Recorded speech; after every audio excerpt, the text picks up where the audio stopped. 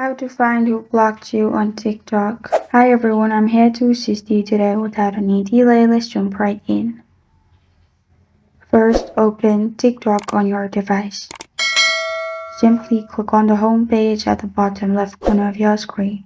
Here, click on the magnifying glass-like option at the top right corner of your screen, which will open search. Now, search for the person's username you want to see, and then search.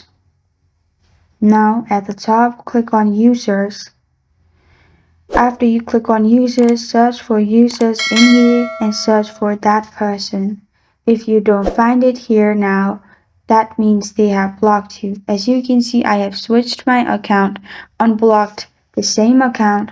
Now, if I search the same username in the same account, the username is showing. So you can simply search from two of your accounts and see if the person have blocked you in that account. And this is how to find who blocked you on TikTok.